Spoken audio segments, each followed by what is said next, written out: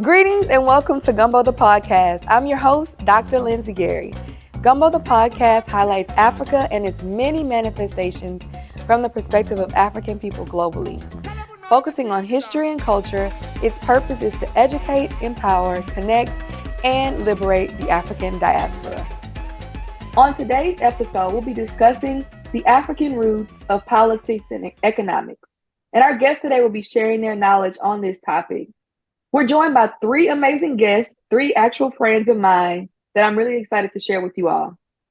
Dr. Rasheed Atwater, Dr. Tarik Richardson, and Dr. Kimoni Ajani. Rasheed J. Atwater is an assistant professor in the Department of African American and Diaspora Studies. He's a husband and father, son and brother from Saginaw, Michigan. He earned his doctorate in Africology at Temple University, where he was the inaugural Save Malefi Kesi Asante Award recipient. Dr. Atwater research specialties are the Afrocentric paradigm, Afrocentric education, African diaspora family structures, African American manhood studies, and African American environmental philosophy, and the practice of Ma'at. Dr. Tarik Richardson is an assistant professor of African American and diaspora studies at Xavier University of Louisiana in the city of New Orleans, where he teaches courses on African American history, culture, Pan-Africanism, and transatlantic Blackness. Dr. Richardson has recently published a text on African folklore, The Lion Storyteller, with the Kendall Hunt Publishing Company. Kimoni Ajani originally hails from a small Ayesian community in Spring Valley, New York, and is first-generation Ayesian descent living in the United States. Ajani holds a BA in History and a minor in African American Studies from SUNY Oswego, an MA in Africana Studies from the University of Albany, SUNY, and a PhD from the Department of Africology and African American Studies at Temple University. His dissertation is titled An Afrocentric Reexamination of the Historiography Around the African Revolution in Haiti, or Haiti. He is currently a tenure-track assistant professor in Africana Studies at Stockton University. Yes, I'm just living off of these bios. Three former classmates of mine from Temple, and I'm really excited to have y'all today again, and let's go ahead and jump into the conversation. So today's topic is looking at the political structures and economic structures of Africa and how we as African people living in the Western world in particular navigate the structures of the Western world. So let's first start off by giving context around what are some of these African ways of dealing with politics, African ways of dealing with society, African ways of engaging with the economy. Who wants to start us off with that? I can speak a little bit towards that. So, Africa is, of course, a very diverse continent. But in that diversity, we can see an underlying continuity in the ethical principles and some of the similarities in how people approach this conversation of power. That's not to say that you'll see the same systems of government all over the continent, but you'll see certain responsibilities repeating in these different systems. So of course, if you want to use European terminology, you'll find feudal societies. These are societies that have a aristocratic ruling class, royal families. We can look at what was happening in West Africa, for example, with their empires. You can go over to East Africa and look at their empires with Ethiopia, for example, which is one of the longest lasting dynasties in world history, right? Going all the way back, possibly to the classical era. You also have societies that are maybe more tribalistic, is how people would say it, but we could say more communal, where you have elders stepping up into roles of responsibilities. Maybe you have certain families who have certain positions in society. Of course, you have social stratification along the economic lines, cultural lines, oftentimes within these kind of societies as well. And then, of course, sometimes you have societies that are classless, right? So this whole spectrum of societal development and the construction of power you can find on the African continent. So that was just a little introduction, but yeah, come on, introduction, come on. And I appreciate you explaining that. And just to clarify, for those who are listening, what do we mean when we say classless?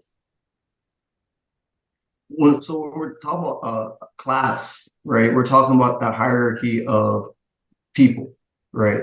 So in America, we have, upper class, you have a middle class, and we don't call these people lower class, we call them working class, right? And so in many societies, when you have these classes, sometimes they're divided on, on jobs, right? The positions that people have. So you might have, when I say aristocrats, we're talking about like nobility or bureaucrats. These are people in government. Sometimes you have artisans. So these are people who are craftsmen, people who make things in the middle, merchants. And then the working class, these are usually laborers, right? In certain societies, those kind of classes don't exist, right? For example, if you have like the Khoisan people or the Twa people who are nomadic and hunter-gatherers, such divisions in their population don't make sense, right? In other societies, you have other divisions. But when we're talking about classes, usually it's about economics, who has money, and with money comes oftentimes power. Awesome. Thank you for that. And did either of you want to add to that? Dr. Ajani? For sure. I want to jump in on something Brother Tarik said that's very important. And we want to make sure we have a long historical memory of the systems we create as African people. I know we're mostly used to terms that have been universalized, whether it's democracy, communism, or socialism, but I always train my students to trace the etymology of certain terms. When we use the word democracy, we have to understand there's a culture and a foundation based on the people who developed this term. Democracy comes from the term dems and demos. When you look at Greek and Roman antiquity, this was a class of people who could not only vote, but own land, but also own slaves. Mm-hmm. This is why we want to be very careful of the English words we use. In fact, if we're going to talk about the notions and ideas of democracy, I have a student named Mamadou Jabi. In fact, most African people's last name tells them their particular clan. He comes from the Jabi clan. He comes from a clan of royalty, but they're also known as the religious leaders. In other words, they're the spiritual leaders and teachers. And he told me a lot about Sundiata Keita.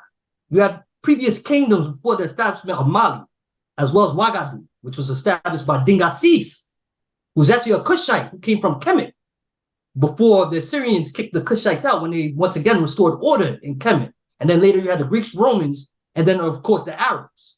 So yes, we also have to discuss the cleansing in Sudan and the enslavement that continues today, as well as the issues in the Congo. But to stay on track, Sundiata, when he establishes Mali, in fact, established the true form of democracy. In fact, they had a class system in which the youth of a particular king could check the king, but not the general public. So when he gave me that context, it really helped me out. In fact, he mentioned 3 terms in his language because he's from the Mandingo people. So this helped me out. And just to clarify, is he from Burkina Faso? You mentioned Ouagadougou. Is he from Burkina Faso, or where is he from? He's from Mali, but if you remember where Ouagadougou is located, but also remember where Ouagadougou was located includes not current-day Ghana, but also Senegal and many other nations because they're empires. That's one thing we have to remember. You had standing kingdoms and empires. And in fact, he mentioned there's a lot of Mandingo people in my country of IET. And this is the last point I'm going to make. In IET, when Desalegn established the empire IET, he establishes an electoral monarchy. In other words, he didn't establish a nobility, and his sons would not be the successors. He and a council of elders would choose a successor because the seat of emperor was supposed to be an avenger for all Black people, all Aïssan citizens, but also all Black people suffering under the gods of European shadows, much like the Black Panther that we see in current Marvel films. Of course, we know that notion of the panther or the leopard was also tied to the kingdom of Dahomey. So I'll leave that. But once again, it's important that we have a long memory of our people and our ancestors. And I'm so glad you brought up those points. And it's important to understand how our civilizations were structured, right? Because I know we mentioned everything from feudal societies to more communal or egalitarian societies, right? And also understanding the transformation, right? How various places shift into different stages in their own individual stories, right?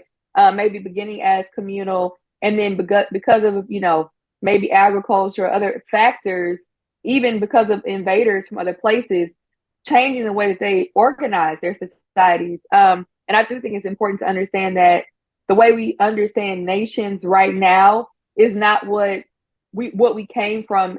To be specific, what we came from when we, as people in the diaspora of the European slave, and I'm putting trade in quotes, that the Africa that we left behind wasn't the same place in terms of nationhood, right? So the Mali Empire, as Dr. Ajani was explaining, is present day Mali, the country, right? But it's also Burkina Faso. That's why I was asking about that. Burkina Faso. It's also Gambia, Senegal, parts of Guinea. My family is Mandinka as well. And so when I was just there in Senegal a few months ago, just really last month, I'm learning about the Kabu Kingdom, which was like the southernmost part of the Mali Empire, which I had never heard of until I was there. This is my fourth time being there. I had never heard of it. And so there's just so many different ways that we structured our societies and change things depending on circumstances. I also want to talk a little bit about a point that y'all both were alluding to and getting at about terminology, right? Because I think it's important. Oh, come on, Dr. Atwater, before we get into terminology. I didn't want to take up too much time. But when we talk about No, you won't. We want to hear from you. Economy, when we talk about democracy, one thing that I want to make sure that people keep in mind when we're thinking from the perspective of African people, as well as indigenous people across the world, this idea of what Wendell Berry calls the great economy, and that is our connection with the land, our connection with the environment. In an African sense, it would really be understanding our place and maintaining our place in the ontological order. So the ontological order, for those who don't know, it would, of course, be God Almighty being at the top, then other deities, then your ancestors, then yourself, then plants and animals, then other non-seen organisms, right? And what connects all of those things is a vital force, right? So in a sense, if we look at the great economy, or the real economy, the thing that really matters, right? Because paper changes, and what we value and how much its value can change. The economy, in a very sense, is like a dragon, right? It does whatever the writer tells it to do, right? But when we think about the great economy as one real body, right? When we say nothing to the destruction of mountaintops, to rainforests, we should feel that in our body as almost as if we're walking without an ACL. There should be a limp in the way that we move as a society, as a people, collectively, when we are not connected with our land and we see the land being destroyed. And when that's not happening, it is dehumanizing to us. So when we talk about the economy, of course, we have the financial aspect of it, right? Which is cool, and which is what most people think, right? But it's not real. What is real is our connection with land. What will keep us as a living society, as a living people, is the ability to have fresh air, is the ability to have drinking water. We see our interconnection if we even look at a year ago when Canada had its wildfires and half of the East Coast had to wear masks. We can see our interconnection there, right? But when one economy is being destroyed of all of its financial resources, we act like we don't need to wear a mask, or we don't need to take precautionary measures to destroy these systems of ISFIT that we've normalized as part of our own dehumanization, right? So if we are to be human, if we are to really talk about the economy, it has to include how we interact with the land, how we treat it, and how we treat each other as well. So I just want to add that to add a different aspect of it. So thank y'all for that. And that's very important. I think of my first semester listening to Dr. Husi and our professor, and I remember talking about, he made this comment about conservation.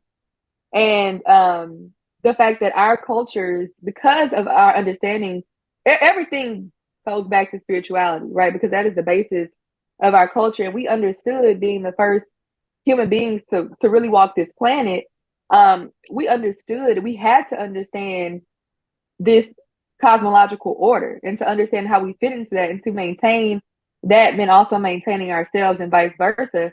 And also, in doing that, we have to continue to maintain balance and harmony with everything around us and our environment.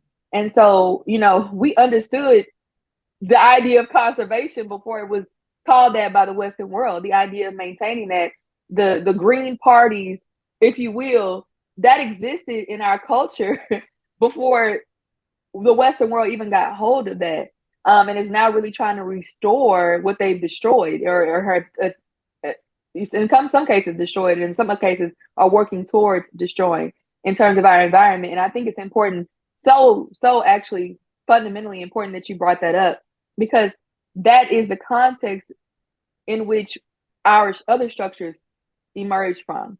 And that's the way we approach our political structures, what will become our economic structures, in order to continue that balance with the environment. And I think Dr. Richardson wanted to chime in there too. One thing I was going to say, you're talking about conservation and environmentalism, right? And as Dr. Atwater said, and I'm sure Dr. Ajani would agree, is that when you're looking at these systems that we identify with these definitions, the definitions don't always line up with what we are talking about, right? And if you look at the definitions, right, you talk about conservation, environmentalism, Ajani, or Dr. Ajani mentioned democracy and its origin, right? If you trace its origins and those histories, it's going to take you back to a certain cultural paradigm, which is Eurasia, right? But if you look at this from an Afrocentric point of view, right, and look at the essence of environmentalism, the essence of what we are talking about with democracy, maybe not the actual political system, you'll start to see examples in other places. I know you had a comment about etymologies. I don't know if I want to go too far into that direction before you introduce it, but I do have a couple notes relating to that history of democracy, and relating to, like, what does democracy actually mean? And do we even have examples in classical Africa of such, kinds of government systems? Well, that was my next question.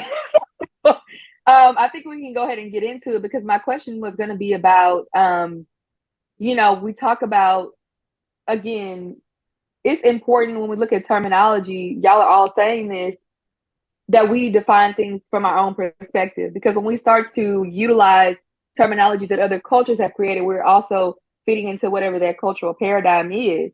And so there is not going to be something that really makes sense until we look at it from our perspective, and look at our ancient societies even as examples. A side note, as we get to that, we'll come back to the side note. We'll come back to the side note. But let's talk about terminology, because I think it's important that we, even today, create the terms that really make sense for us, right? Okay, wait, I'm gonna get to the side. I'm gonna go ahead and go to the side note. The reason why is just a little pinpoint I want to add is I forget where I was, but I was talking to a group of students, and they weren't my students. But we were looking at, I think I was maybe doing a guest lecture or something like that, and we were looking at prison, right? And a debate about prison, and, like, who should go to prison on certain, is it fair? Is it, the death penalty? All these conversations around the prison system in this country in particular.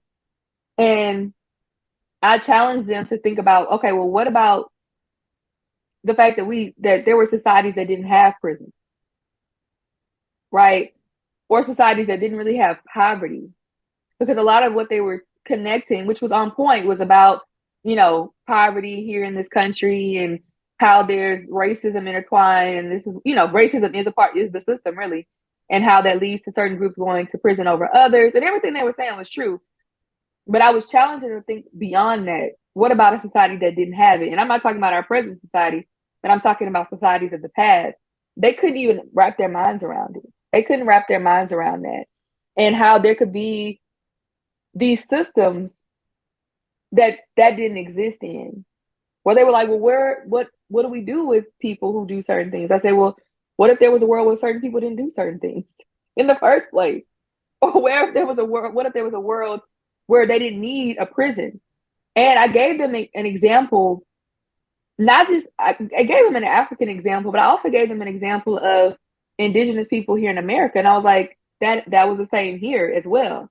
It's not this far out concept, right? It's not this thing that's so far, it's literally right here. You know, I'm like, there were many Native American groups that didn't need it. They didn't have to do, they didn't need it. They didn't have poverty, literally. It wasn't a thing. And you have to realize, because of the way they have structured their societies, and this is African people also, we've structured our societies in the past, certain things didn't exist and didn't need to be there. So when you think about that, and you think about where we are now as it relates to the Black community, how do we find, and I'm gonna come back to terminology, I went ahead and took a tangent.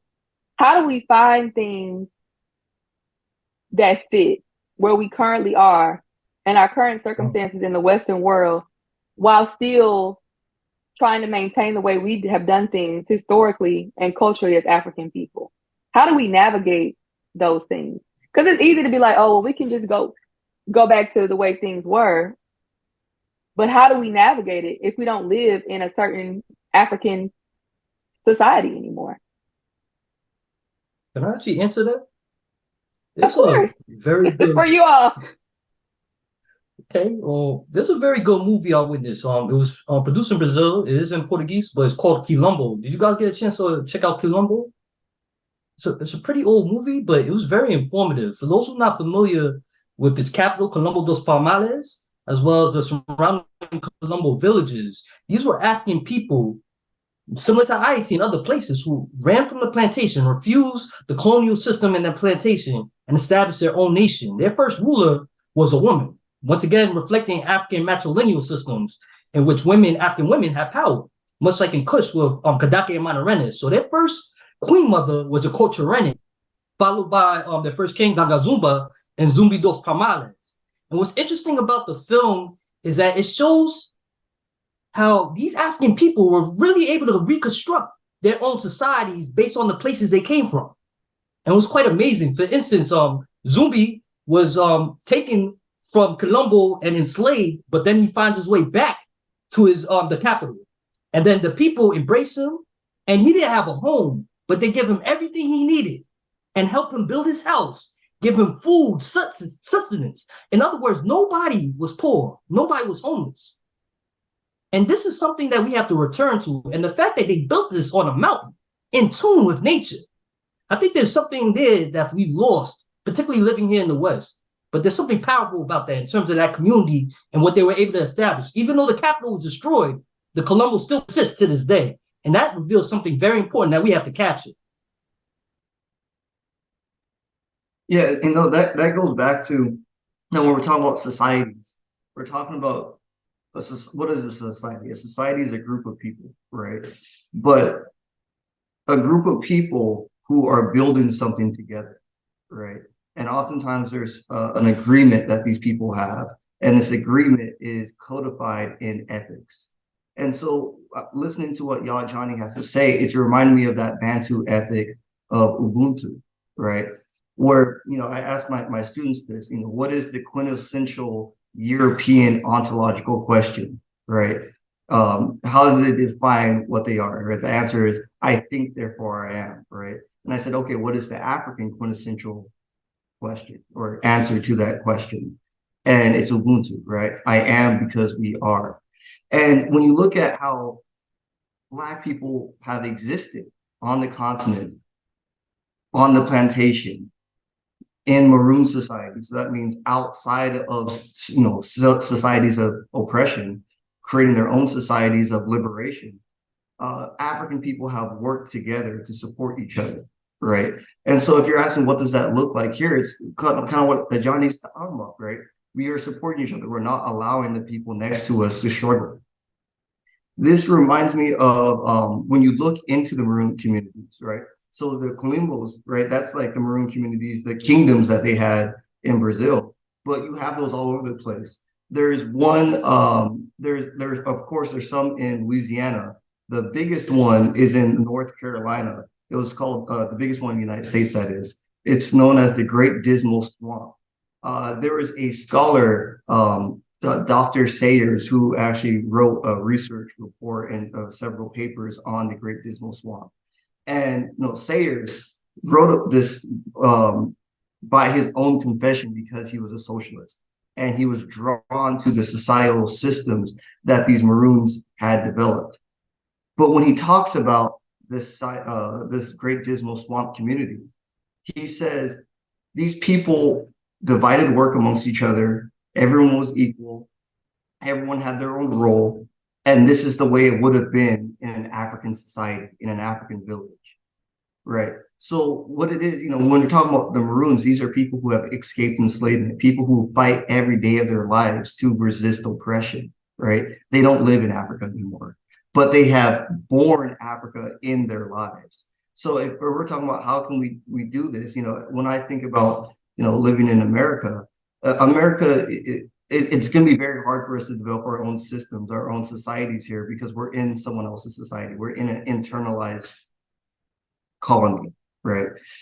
So what we're going to have to do is to find these systems or these more modern forms of maroonage, right? Ways that we can support each other that aren't part of the system, aren't part of the government, right?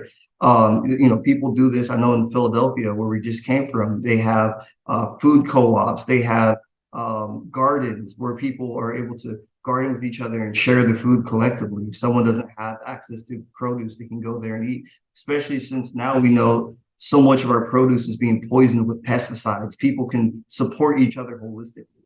So I think, Kimoni, Ajani's comments about maroonage is symbolically what we're working towards or what we're thinking about. Even, we can talk about education, right? The freedom schools, that's educational maroonage, when people were building their own schools after desegregation. So those are just a few ideas that popped into my head listening to Ajani talk. Yeah, and I don't really have anything in disagreement with the sentiment. What I'm thinking of when I'm hearing this, right? Because I have these discussions with my students all the time, right? But also, what's the reality of it? When we have an iPhone, when we have social media, when we have someone can become their own business and their economy with their telephone or with their cell phone overnight. You get what I'm saying? There is an emphasis on hyper individualism now, as well as this idea that freedom has come, that we are integrated. Even in maroon societies, we see people leave and tell and say this is where they at, because it's not easy to do that. It's not easy to live near a swamp when it's cold in Louisiana and it's raining, right? It sounds good when it's time for the harvest, but when it is 6 a.m. in the morning and there's rats running across your feet, and you ain't ate in 2 days, what Lupe said, my man said life ain't easy. When brothers got to eat, that's when shit get greasy. Streets for y'all like feed me. When brothers got to eat, that's what's happening with a lot of our economies, right? We're not looking like the idea of maroonage is beautiful, right? But some people are just trying to survive tomorrow or survive today, right? So what is our responsibility as scholars? Because I can preach to you and tell you the beauty of our history, but what does that do for my stomach at the end of the night? And I think that is the question that we have to answer as well as scholars, but it's just Black people in society, right? And I think the ideas of education, maroonage, are great pathways to doing that. But I think there's something else that has to be done. I'm not really sure what it is, but I think that's important to add to this discussion, right? I don't know if there's an answer yet, But I think we need to have more serious discussions on that answer. You get what I'm saying? Because even when we see people migrate from the South to, during the Great Migration from the South to the East Coast and the Midwest, we see the extended family go away for governmental assistance. And I'm not sure the governmental assistance mindset has gone away, right? It's cool to ask. I'm not sure if it's really cool to ask for your neighbor for a cup of sugar like it was when we were growing up, right? Because you could get recorded asking for a cup of sugar and get embarrassed, and you're the clown of the city. You know what I'm saying? So I think, all right, we theorize that, but I think it has to really be in practice. And I'm not sure if it can be something that is like a movement or what. I think it has to be a daily interaction, a daily conversation with ourselves, with our community, and a daily work. I'm not sure we can be like, all right, we're setting up a Maroon Society, meet this place, right? I think it has to be something we do daily, and in the process of doing that, we end up going to the destination we want to go. Does that make sense, or am I just intellectually rambling? Because that's not I'm trying to give some poignant answers to the question, but also be very realistic. You said something important. No, you're making sense. Go ahead, Dr. Ajani. No, I was going to say what Rasheed said is very important. This is a discussion my uncle had with me after I graduated, because he was a pastor and he loved my dissertation. He loved when I discussed voodoo, but he said something very important to me that I never forgot. He said you also have to meet people where they at. And sometimes I know we are very ideological, but sometimes we have to meet the reality of our people.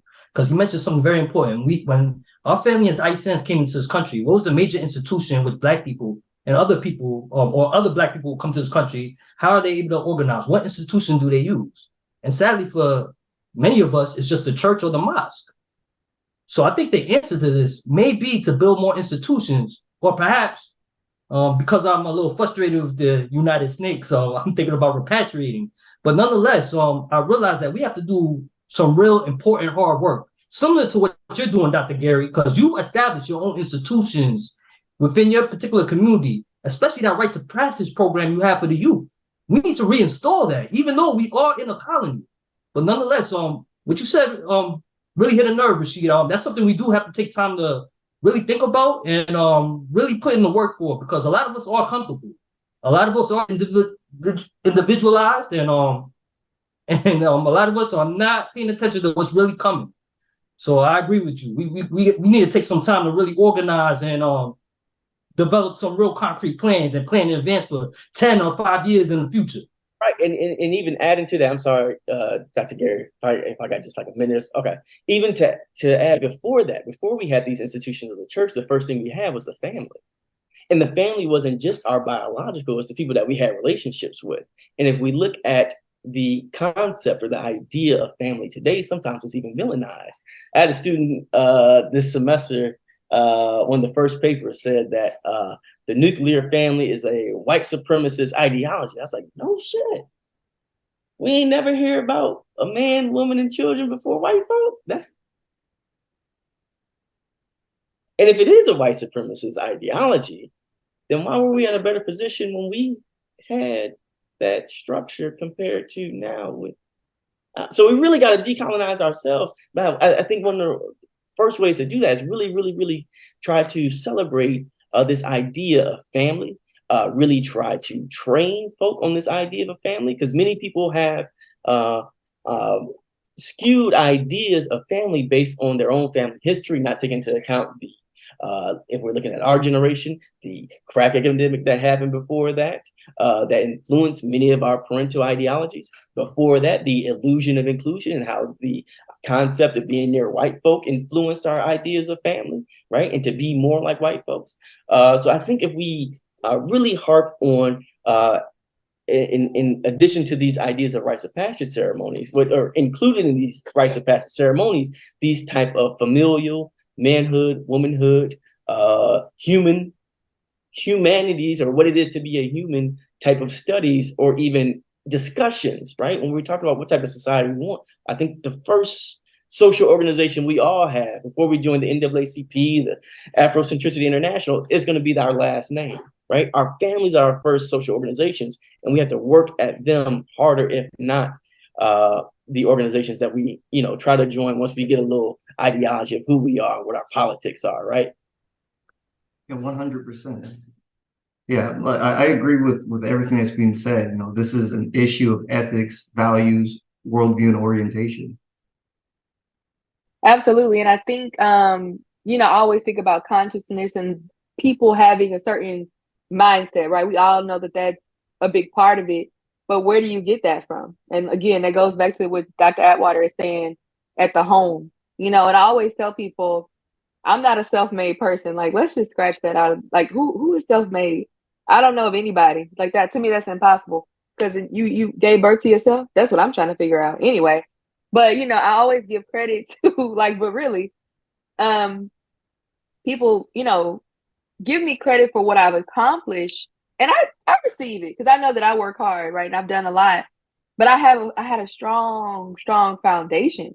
You know what I'm saying? I grew up with two strong parents who were very conscious of who they are, and have been married. I'm like, how old am I? So I'm doing the math. Have been married 37 years, and to see that, to grow up with my grandparents, my grandmother, we all live in the same home, to have that extra generation of people. And I know everybody doesn't have that. So I'm not saying that to say anything about anybody else's upbringing, but what I'm saying is I am where I am because of how I grew up and the upbringing that I had, right? That family structure cannot be underestimated. Not to say you're gonna end up perfect. Obviously, nobody's perfect, but it's the foundation. It's the fundamental part of everything. It's the building block. And if we continue to move away from that, we will have problems organizing other structures and maintaining them and doing them with integrity. I hear a lot of people even giving up on marriage and giving up on, and that may need to be another conversation we'll have, giving up on having a family and just different things for various circumstances. And everybody has their own choice, right? I understand that. But it's just something to think about, how those things impact us and how we cannot ever accept our communities and our families being attacked. Now, I want to bring it back to, because I know we did go on a tangent, but we were right on point. We brought it right back to this topic. I want to also bring it back to, we are in this society at the same time. We still live here.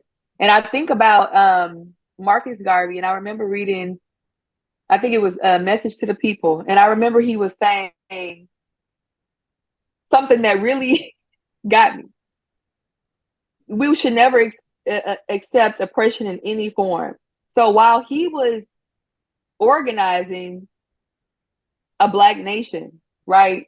Organizing the African people around the world, from the continent throughout the diaspora, he was still saying you have to vote. And that got me. I'm not gonna lie, because I wasn't expecting Marcus Garvey to say that. So how do we navigate that? I'm curious to know y'all's thoughts, because we do still live, and you don't have to say whether or not, you don't have to give political leanings or anything like that, but just how do we navigate knowing that we are still, because even Maroons still dealt with outside people, right? They still dealt with people outside of their Maroon communities. And just to be clear, these Maroon, as we said, the Maroon communities are these, I think Dr. Richardson explained, these communities during enslavement that were outside, right? So you have them all over. You have the Palenques in Colombia. You have the Colombos in Brazil.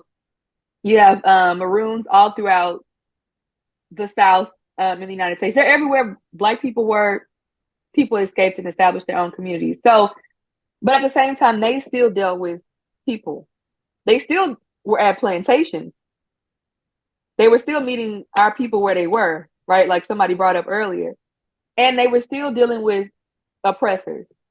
So how do we continue to navigate that? Because I hear people saying, oh, we shouldn't be a part of the system. I've heard people say, "Oh, we shouldn't," you know, I not even try to be petty, but I had a friend who was dating a man who was like, "I don't want to get a job because I don't want to work for the man." You know what I'm saying? We have people who say things like that. He was like, "I'm going to be a full-time drummer," and that's fine because I'm an entrepreneur. But it was like he would say, "I refuse to be a part of any system," and that's okay too. But I'm just giving you that example. He was like, I'm not gonna." He was, to be honest, he was just trifling. That's a bad example. But there are people who say that. There are people yeah, he was just trifling. And it's just funny. But but there are people who do things like that. So how do we navigate? And I think obviously it's up to each person what they pick and choose, right? Because we all at the end of the day have to take care of ourselves. And we have to live in this environment. But there's so many things that we have to engage in at the same time while living in this country. And I'll give you an example before I open it up to you all. One of our subsets is called Decolonizing Real Estate Podcast. And we're navigating that because I'm like, real estate is very capitalistic. And we'll talk about what that means in a second. It's very capitalistic, but how it's impossible to live in this society without real estate. Everybody has to live somewhere. So are we gonna just like live on the street? Because even that's real estate. Because all land is owned in this country. Everything is owned. Even the air is owned. You have to pay for the air to get a billboard. You have to pay for water rights. You have to pay for land rights. So you can't get around it. So how do we navigate a system that's essentially, I don't want to say omnipresent because I think that's extreme, but it's all around us. We're here. How do we navigate that politically and economically while still building our maroon communities? So can I tackle that first real quickly? Okay, go ahead. Oh wait, who said that, Ajani? Yes. What I'll start off, I do actually a lecture with my students. I want them to have a long historical memory of voting. I do one in general for the United States, but I also do one in terms of Black people and our history of voting in this country. And I don't want to completely ignore voting, because if voting was important, they wouldn't suppress the vote. They wouldn't do so many times and so many efforts to suppress it. But we have to have a long memory of some of these issues, and when Black people were allowed to vote. Remember, in the beginnings and the foundation of this country, it was only white men specifically. But on top of that, and I'm not going to detail the entire chronology. We don't have time for that, but wealthy white land owning as well. Specifically, and that's very important. But what I will say is that voting shouldn't be the only means, which is why, as well as protests, you also have to be organized towards action, which is why you want to have institutions and organizations on the ground. But I was introduced to a comment made by W.E.B. Du Bois. Many people are not familiar with this when he writes this in The Nation in 1954. And he refused to vote, mostly due to the corporate nature of both the Democratic and Republican Party. And I think that's very important. Oftentimes we give our votes away. If you remember with Biden, he told Black people on the Breakfast Club that if you don't vote for me, you're not Black. But we have to be very critical. And mind you, we don't control that electoral college, but I do believe in voting locally. Oh, yes. I didn't know he said that. It reminds me of Spook Who Sat by the Door. Oh, yeah. I saw that film as well. Sam Greenlee, Spook Who Sat by the Door. The president also said, "Oh, Black people, I'm the best friend those people have," because he wasn't getting the Black vote. So we have to make these people fight for our votes, because sadly, we understand politicians lie. Sadly, many of them are allying with other people, their cousins, who are oppressing and committing genocide amongst different people of color in the world. So we have to be very clear and be very strategic. I'll say that. And I also I'm so glad you brought that up, because I think there's a lot going on in the world, and I don't want to get into that today, but there's genocide of our people, as you mentioned earlier, going on in Congo, Sudan, all over the world, to be honest, in various capacities. And I think that sometimes when we vote, for those of us who choose to engage in that, we're not considering all of our people, because it's not just about, especially on these national levels, right? Local, I think, is a little different, depending on where you are, you have a different impact, right? Than a national, you have a different role. Let me say that, than a national or federal position. But we have to remember that we're not the only Black people in the world. And I think sometimes as Black Americans, we can kind of forget that, right? And I think that's by design, because we and it's because of the way we've been conditioned. We think that a lot of us aren't aware of our other brothers and sisters in the world. And so especially just in the Americas.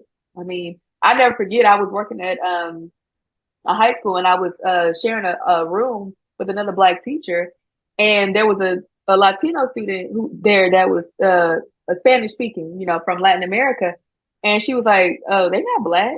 And I'm looking like, "Girl, we all the same complexion." I'm thinking like, what world are you living in? But anyway, it's a whole thing, which we would have to have another talk. Well, we actually did another episode on that recently, but point is, getting back on track, the point is we have to be aware of the way our voting impacts our people in other parts of the world, because you may be voting for somebody because of what they said they're going to promise to Black Americans, and yet they're signing off on a genocide and engaging in that in Africa somewhere. So it's just something very important to, I'm glad you made that point.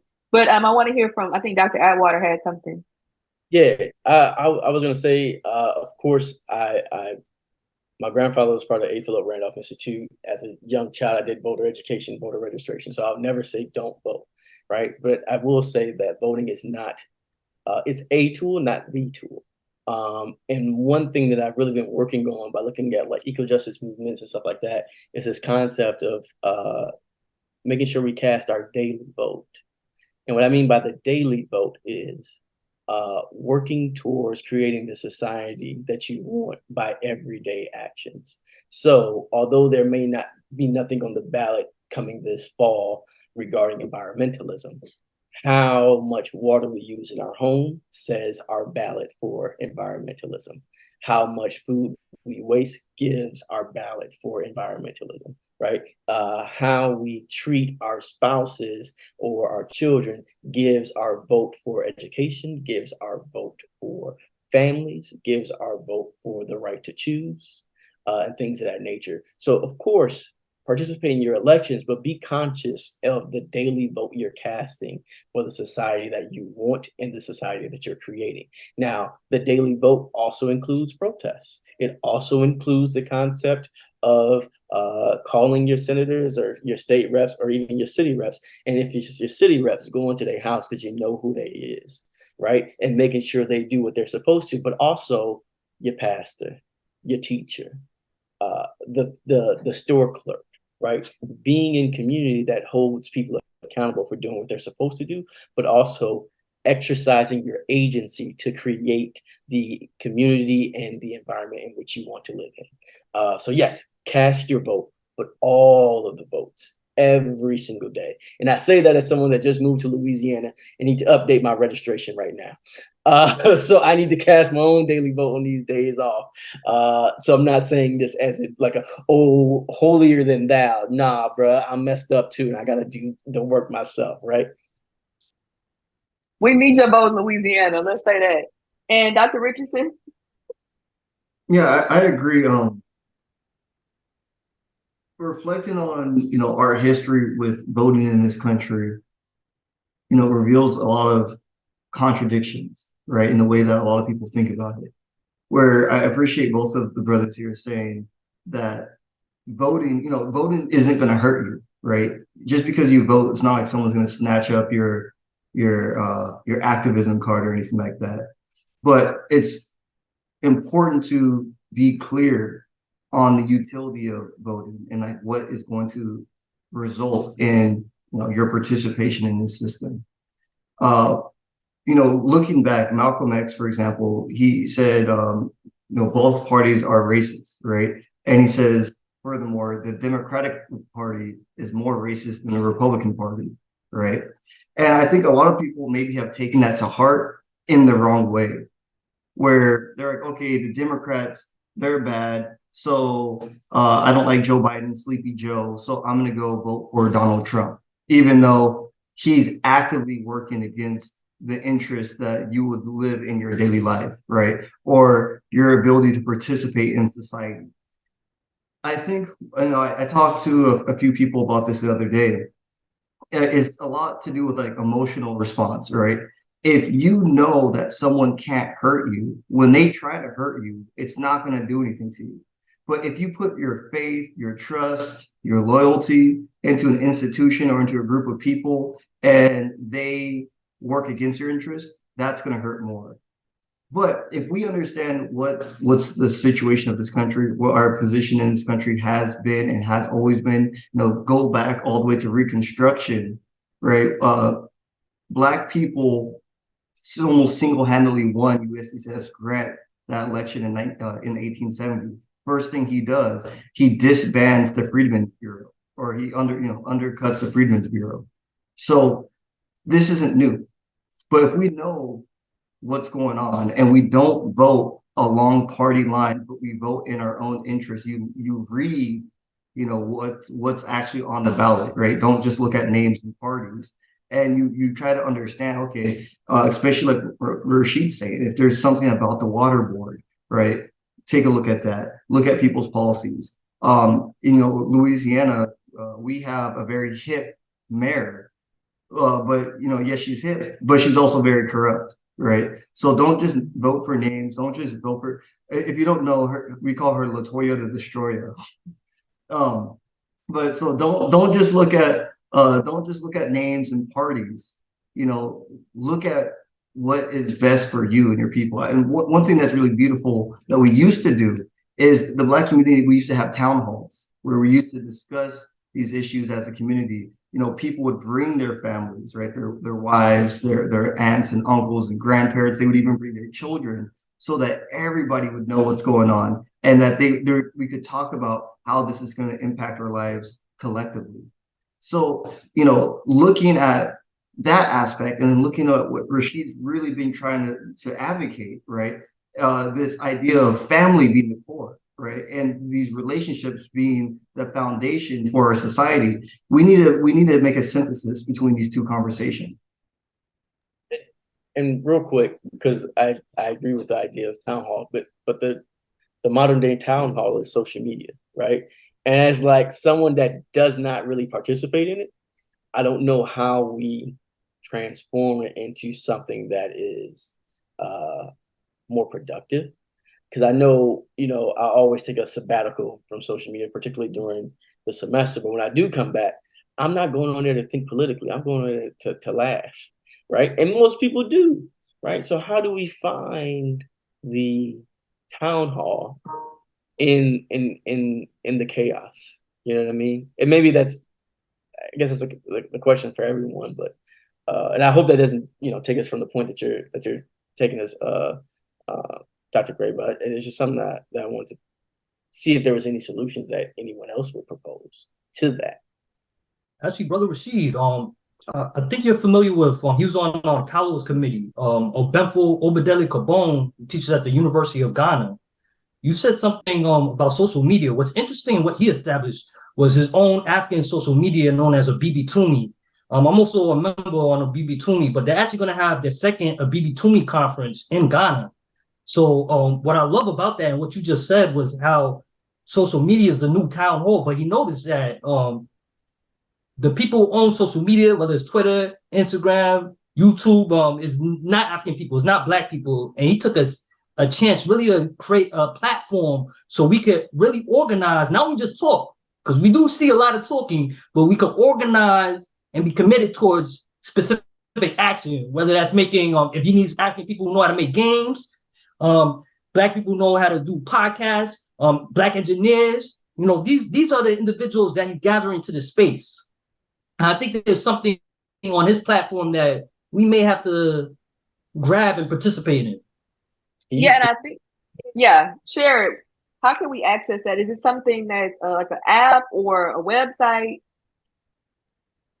Yes, I could post the website for you guys. He also has an app, but I'm not sure. I think you need to have a Ghana phone number, so I have to talk to Obenfo Kabon, but I could post a link for you guys. Okay, we can definitely share that to our listeners. And I thank y'all for that, because I think y'all provided a more holistic approach to how to engage. We have to remember that we should always still be working for our own liberation, even while we're in another system. And I think sometimes we feel like we have to choose. And that's why I said that example of Garvey is a reminder that somebody like Marcus Garvey was even saying something like this. And it's important to make informed decisions. And I'm always thinking of, Rasheed, I was my grandmother was a precinct judge. You know what I'm saying? So I grew up very involved in politics. Lifetime NAACP member. That was that generation she was from. And I grew up working elections with her, me and my sister. And so I grew up in that environment. But at the same time, I watched how informed they were. Her generation, these people knew them by name. It wasn't like this far off thing where you didn't know what their campaign, what their platform was or what they were going to be bringing into office. And you knew that if you didn't do X, Y, and Z, you were going to be out of there next time. But now they can get by with pretty much anything unless it's something that's a big scandal, because people are voting off of name, being okay. Do I know your name? And that's basically it, because nobody can tell you what their platform is. And that's almost in every election, unless it's presidential, maybe. Any local election I've seen in many of these urban cities, large cities, I should say, very much so, very hard to navigate, and it's by design. So I love the idea of returning to a town hall where people can at least discuss what are these propositions? What are they actually talking about? Because they don't write them in a way that you can understand. Like, you telling me a snippet of a proposition, I'm like, what is the impact? Because it sounds good, but what does it really mean, right? So discussing those things, candidates, and really holding people accountable. And I love the idea of incorporating technology, whether that's social media or something else, because that's honestly where we are. We can go around it, but at the same time, creating our own platforms is brilliant so that we can really maintain our narrative and get the clear perspective that we're looking for. I want to bring it, as we begin to wrap up, I want to kind of just get some quick responses on a few things. Are there African origins of capitalism? And when we talk about capitalism, first of all, can we break that down? Because I think the etymology is important, right? We have to understand capitalism is not simply doing business. Yeah, if you look at capitalism as an economic theory, it doesn't really even come into conversation until the 19th century, right? Karl Marx is the one who coins the term capitalism. What you have in Africa, you have mercantilism, where you have societies that are developed around merchants, right? But the economic theories, the implications it has on society are oftentimes a lot different. If you want to look at any, like the main African society that I'm thinking of, or maybe the main two that were really driven by economic practices, maybe you could look at the Kiowa Sultanate in East Africa, right? So, looking at the Swahili states, or maybe you could look at what was happening in West Africa when they were trying to control the salt trades, right? And you look at we talked about the Kingdom of Mali, the Kingdom of Songhai, even the Kingdom of Ouagadougou, which people sometimes call ancient Ghana. Those are societies that were driven by economics. But when you're looking at capitalism and the theory of capitalism and the development of a capitalist class, I don't know enough about economics to make this determination, but it doesn't seem that those societies match all of the criteria that we associate with a capitalistic society. When we talk about the people say, third world countries, right? We think of it being those are poor countries. But the reality is that dynamic, that difference between a first world, a second world, a third world country isn't about a development. It's about how do countries align, right? First world countries are capitalistic countries. Second world countries are socialist republics allied with Russia. third world countries or non-aligned countries. If you look at the map of the first, second, third world, most third world countries are African countries because they have historically and contemporarily not been aligned with capitalist programs within their government. And also capitalism, I studied a little bit of economics and politics in college, and capitalism, the way I understand it and the way it was explained to me and what we can see in the world, it relies on people being at the bottom. That's the only way it works, is that there are people at the bottom. And that in itself goes against what we talked about earlier with African culture. It's not in line with that. So I think when we look at capitalism, we have to understand it, like you were saying, in the different elements, not simply a free market, right? And also those things enabled, genocide. They enabled enslavement. And you can't be a capitalist and not be a racist.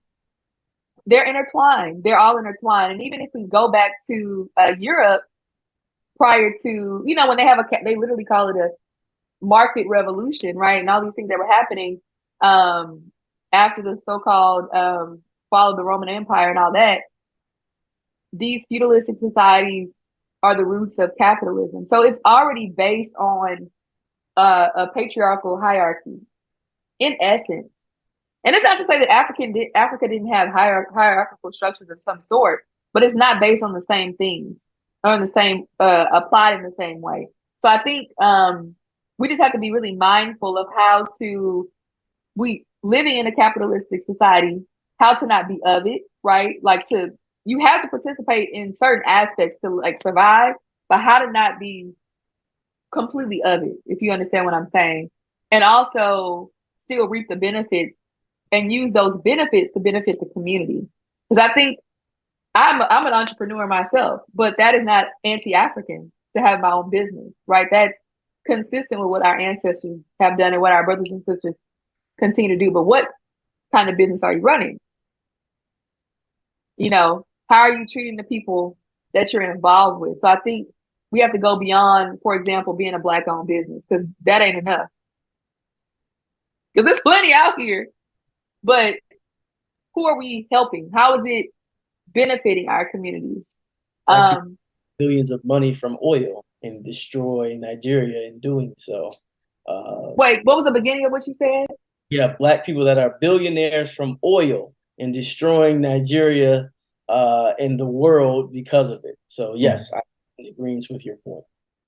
And even when I was starting my real estate activities in Africa, because I've been working on helping our people repatriate in Nigeria and in Senegal, that's one of my major goals, is to help our people buy lands. And I have to tread very lightly with that, because I've been approached by so many of our people who could care less about the impact of the environment. I'm like, you can't just throw a house up. You can't just displace your own people. You have to be very mindful of how to do that with integrity. And y'all wouldn't be surprised, but there are a lot of our people, whether that's in economics, politics, or any other field, that's not really thinking on that level. Some of us just aren't. Some people are malicious, and a lot of us, we're not even thinking of it. I think about or we come with unchecked and unrecognized internal racism and colonial mentalities. I always think about what happened with Liberia, and our people repatriating, some of our people repatriating, going back to Liberia, and then putting themselves in a place above the people that were already there. So we have to be really mindful. And even when I take tours to Africa, I'm like, if you're not decolonized, at the least, you can't come on this tour. People have to fill out a checklist and apply to come on our trips, because I'm not bringing you here for you to say certain things or have a certain mentality toward our people back home. So we just have to be very mindful of that. Last question I want to ask. I think we talked about African origins of capitalism, African origins of democracy. I actually want to touch on that a little more. And I mentioned Sundiata Keita, and he's very important. Prior to him, you had Ouagadougou. And Ouagadougou was technically established by Dinga Sis's three sons. But what's important in terms of Ouagadougou is that they had a silent barter system. Yes, although Arabs are also ancient enemies of African people, they still traded with them. They had well-developed routes, even though many of the Arabs controlled many of those routes since they conquered the Nile Valley. But nonetheless, they created a silent barter system. Because remember, they had gold mines as well as salt, which was its weight of gold. So in other words, they were trading. And you had a silent barter system because they didn't understand the language. Hence why you had the importance of the drum. But when Sundiata comes into play, it's very important in terms of the check and balances he established in his nations. So no one could be consumed with power. This is the first form of democracy. Well, not the first form, but this is an early form of what we now call democracy today. And many of that is based on the systems of Ouagadougou. And prior to Ouagadougou, when we go to the Nile Valley, such as Tseti, which is ancient Kush, when we go to Kemet, which is the land of Black people, when you go to Aksum, ancient Ethiopia. So we have a long chronology of the systems in place where we had great wealth, even Carthage. When Carthage had intense beef with Rome, Rome was jealous because they controlled the seas. Hence, when they captured Carthage ship, they were able to have intense rivalry during the First and Second Punic Wars before Hannibal Barca was defeated by Scipio Africanus, who saw Hannibal defeat his father, so he had to study him. So we have to understand what we're dealing with, and we have to have a long historical memory. I know I always mention memory, but it's much like a computer. A computer with high memory operates fast, but a computer with low memory operates slow. And guess what? Our minds work the same way. I have a That's a word. That's a word, though. Wait, I want him to repeat that part about the memory. Just repeat it for us one more time. Sorry, one more time. I always give this metaphor to my students, so if they see this podcast, they go laugh. But and I stole this from the great honorable ancestor Asa Hilliard III. So these are my own words. But he said, computer with high memory operates fast, and a computer with low memory operates slow. And guess what? Our minds work the same way. And there are a lot of our people who are operating very slow right now. I love it. Thank you for that. Dr. Richardson. Yeah, I have a couple notes on this, actually. Just this idea of democracy. My research, as you mentioned before, is on East African society. And there is, the same way Kimoni Ajani was talking about, some democratic principles that we might be able to pull out from African societies. There are examples like that in East Africa, specifically in the precursor to the Swahili states. And also, if we stretch what democracy means, we can find that in Kemet too.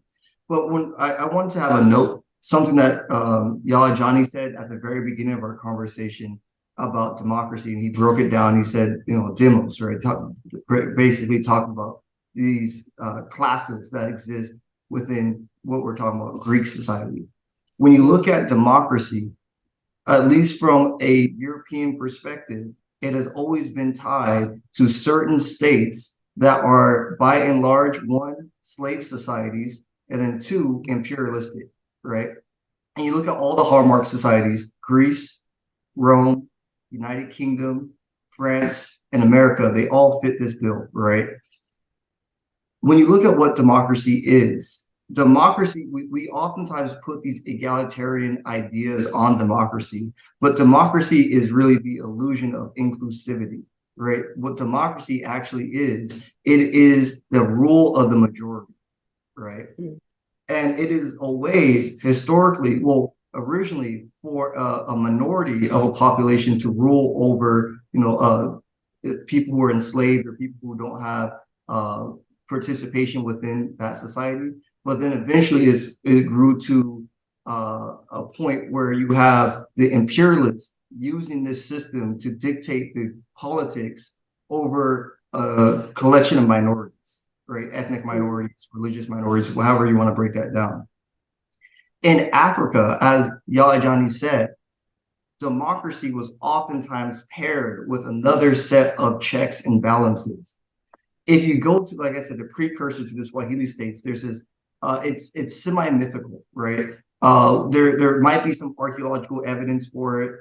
It's certainly evident in the oral traditions of the Swahili people, the Pokomo people, and the Miji Kenda. So these are people that live in Tanzania and Kenya. And this is a kingdom known as Shungwaya. which is probably located either north Kenya or southern Somalia. And in this society, it was a kingdom. It was ruled by what they called Mflame, which is a king. And the king was checked by a council of elders and a council of ethnic groups. And what would happen is every time a new ethnic group, because this is during the time of the Bantu migration, so you have people from West and Central Africa moving to East Africa and moving south to South Africa.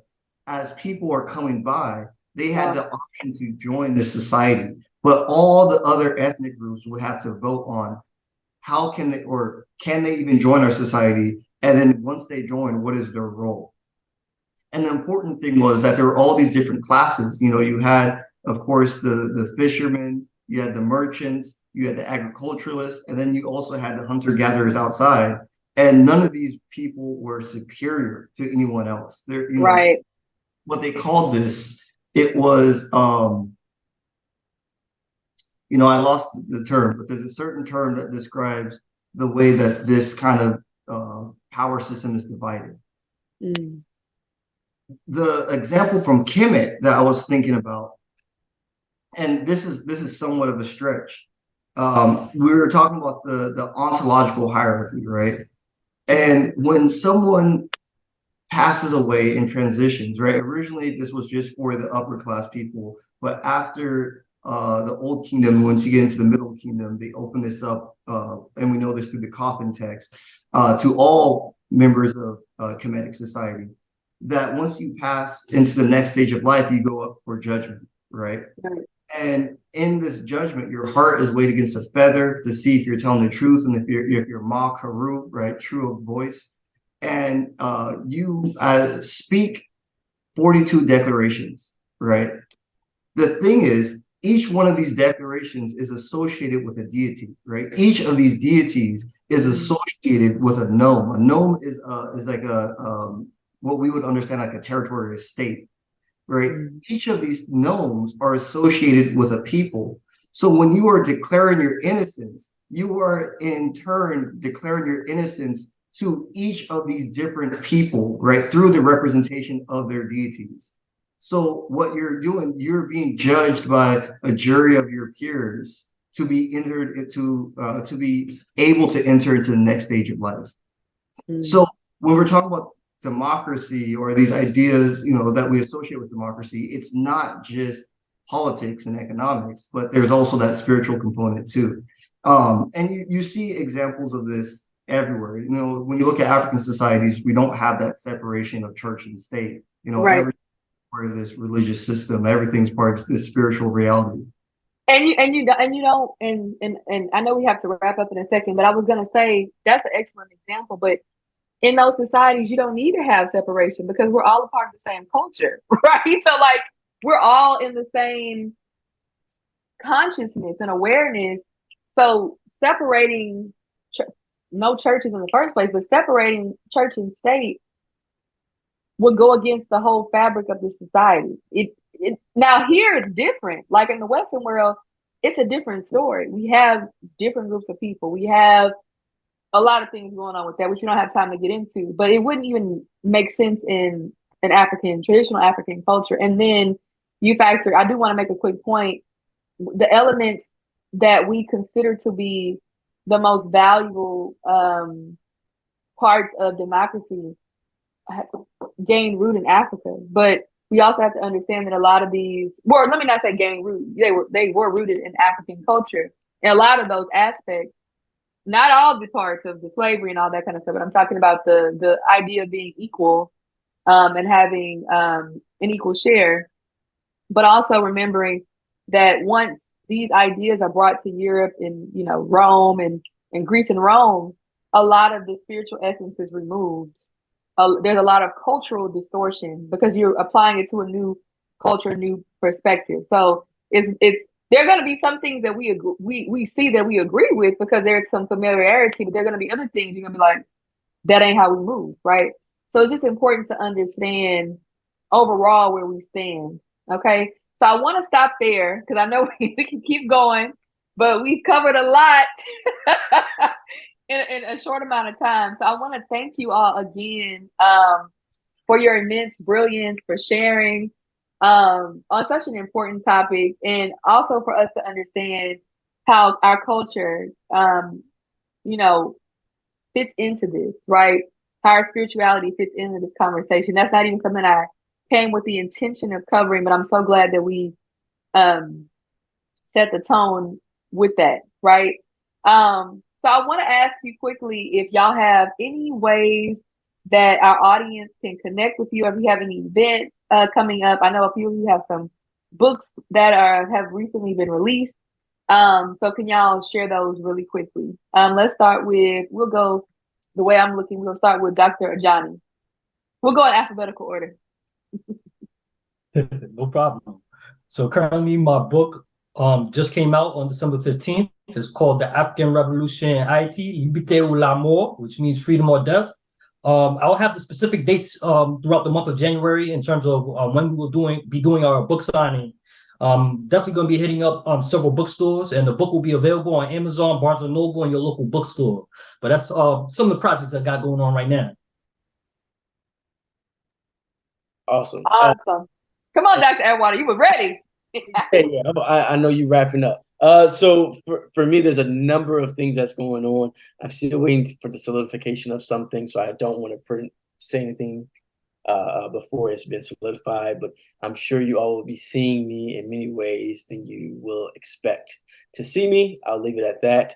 And you can always find me on Xavier's campus or going to Xavier's website or using my email, my Xavier email.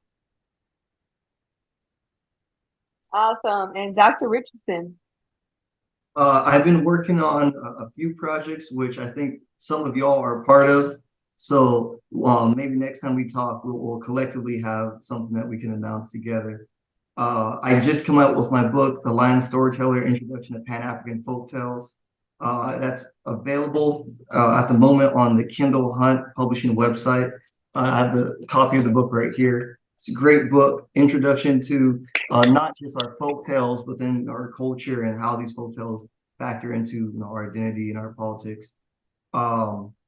You can find me on academia.edu by searching my name, Tarik Richardson. Come on, academia. Let's go. Thank you all so much. And I appreciate, again, having these phenomenal guests on. I want to remind our audience, whether you're listening or viewing, to be sure to connect with Gumbo the Podcast. You can find us at gumbothepodcast.com. Our Instagram is Gumbo the Podcast, and I hope you enjoyed your fall.